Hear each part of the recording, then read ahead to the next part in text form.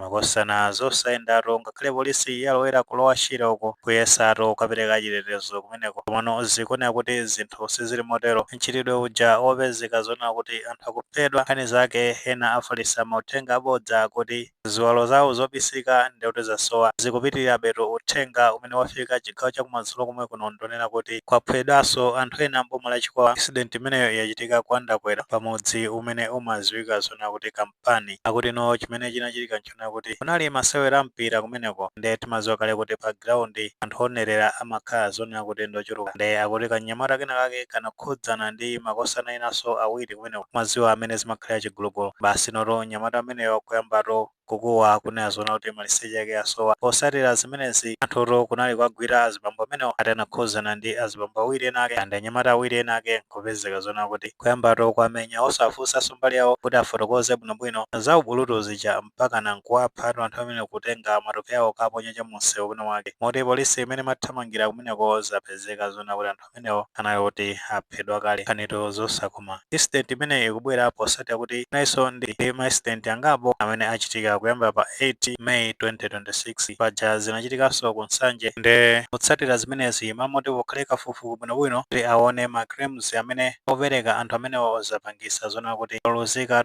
miyoyo yochuluka itha kusimikiza kuti anthu 6 ndi amene atisiya so far posatira kuphedwa ndi mobu kumeneko kusiya posatira kufalisidwa kwa uthenga wabodza kumeneko. Of course ena mwa anthu amenewo nayesa kupanga plea ndi mobu imeneyo kuyesesa sakasaka chitetezo pano sizinatero mpaka na anthu amenewo anaphedwa mmodzi mwewo ndi kuti no ndi Madaliso Joe Williams imwe zaka zake zakubadwa ndi kuti ndi 42 iyeyi waphedwa ku Nsanje pamudzi umene umadziwika zona kuti Mtemangawa after ndi kuti kanyamata kena kake zaka 15 katapereka uthenga wabodza kuti ma private parts yake ndi kuti asowa amene wasowesa ndi kuti ndi Malemu Joe. Atente ngonako kafutechi kameneko nako tipiriyeni nkhani ndi cholinga choti muthe kuitsata.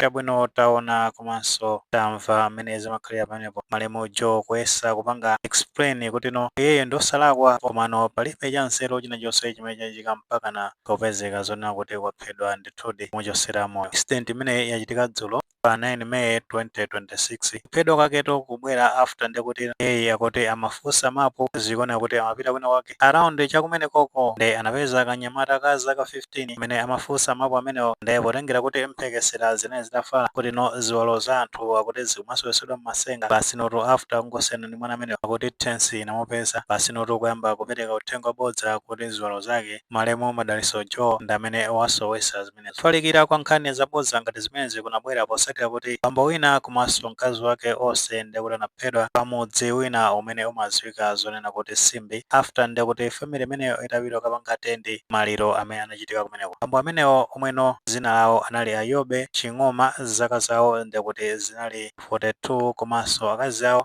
Grace Musa nawonso ndi kuti anaphedwa tsiku lomwelo zaka zawo zakubadwa ndi kuti zinali 37. Chimene chinachitika nchonena kuti bambo Yobe atapita kumaliro kumeneko akuti amafuna kumwa madzi ndi anapita kukapempha madzi raundi komweko kumene kunachitika maliro pakhomo lina lake ndi ali kumeneko akuti mkulu wina wake anangoyamba kukuwa kunazona kuti maliseche ake asowa. Posatira kukuwa kumeneko anthu amene ali pamaliro anathamangira kukaona zimene zinachitika kumeneko ndi after mkulu amene akufotokoza anthuno sanafune kumvanso mbali ya Malemu Yobe ngoyambato kuamenya muja motisankhawa panalibenso intervention ina iliyonse imene inachitika kumeneko mpaka nano kuvulala osati masewera ndi after akazi awo Grace uthenga wapeza kuti amuna nawo akumenyedwa anathamangira kumeneko ndi anthu ajaso kwawakha kuyambanso kumenya amayi amenewa mpaka nano kuapha ndi anatenga kuti kuapitisacho kukhalango inake kumeneko ndi kumene anapeza kuti awayatsa moto. Incident imene inachitika ndi kuti pa 8 May chaka chimene cha 2026 posalira kufala kwa uthenga wabodza umenewo kunapezeka zona kuti mkulu winanso amene zina lake nayo anali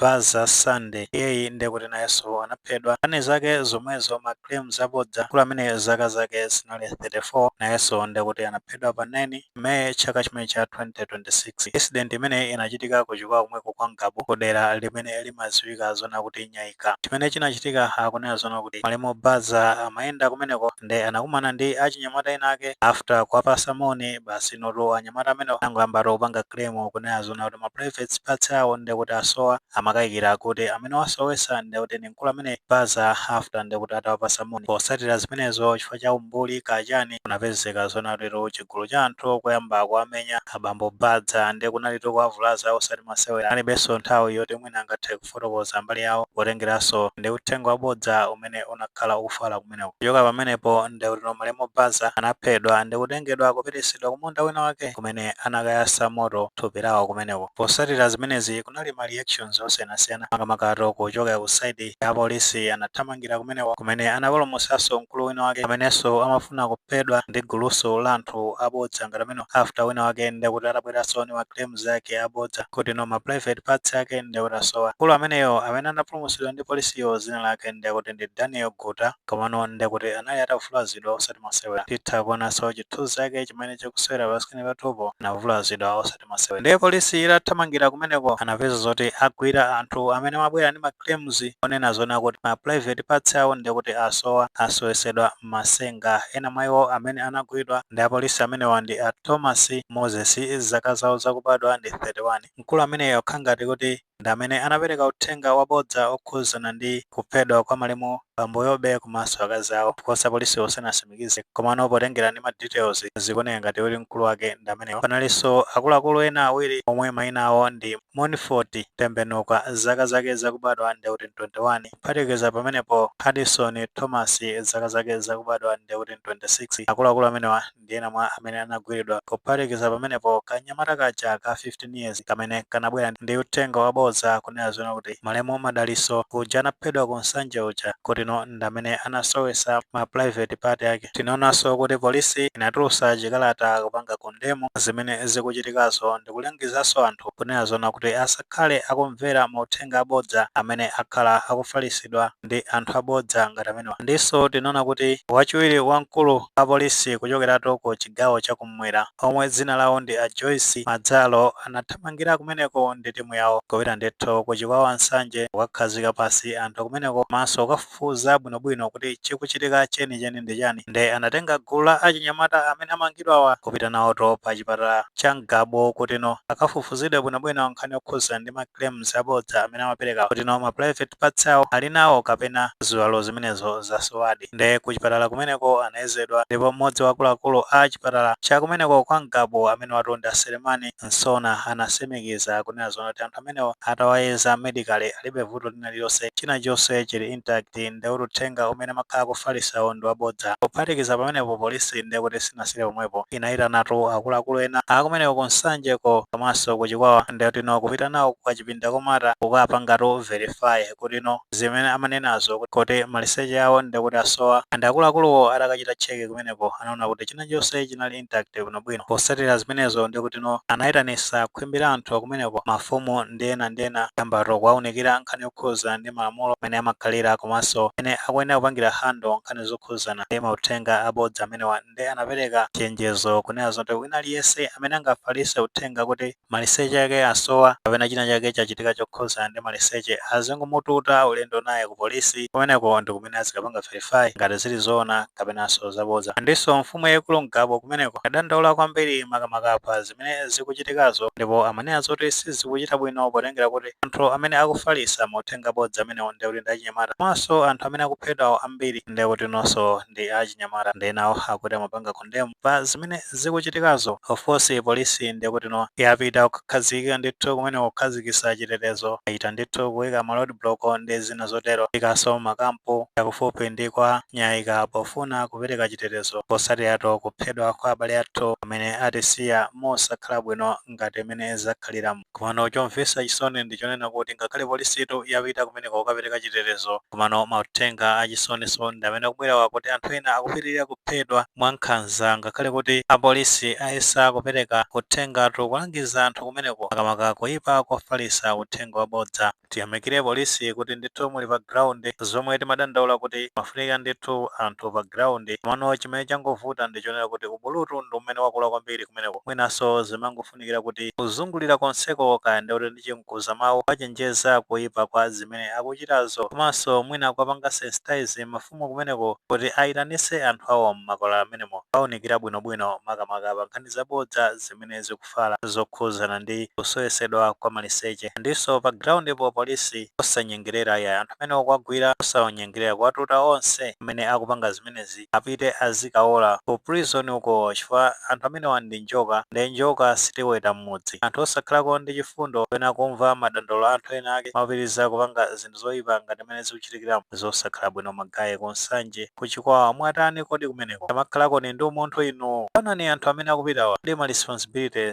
amene akusiya ndani amene angatenge ma responsibility amenewo ndi mawa mutakhala inu ngazamve bwanji. Tonde mafumu a chairman komanso a community policing ayesesani ndithu kuwapanga sensitize anthu kuphatikiza pamenepo tayesesansoni kuteteza miyoyo ya anthu. Polisi singakwanise konse, inuyo amene muli pa ground kumeneko ndi amene mukhale pasogolo kuthandizira kuteteza miyoyo ya anthu. Pepese kwambiri abale onse amene abale awo aphedwa mwankhanza ngati mmene zakhaliramu. Timaona ndithu ma status anthu kudandaula makamaka za udindo umene anthu amene akusiya. Naona ndithu kuti malemu Madaliso Joe azino ake amadandaula kuopsa kani okhuzana ndi responsibility imene wasiya. So anthu akumaona zinthu ngati zimezi zinthu zosakhala bwino zoti titha kuzipewa. Pepese ndithu kumawanja onse amene mwakhuzidwa ndi imfa imeneyi, izo zoti zabweretsa peni yaikulu kwambiri komanso trauma ambuye okha ndi amene angakwanise kukutonthozani. Komatu penipeni tingoti mizimu ya anthu onse amene atisiya chifukwa cha mobu imeneyi iwuse mumtendere. Mwina makosa namwe ndimanga pa nkhani imeneyi ngati ndimanga ilipo fotokozani comment section omwe alimikizanso maganizo anzathu.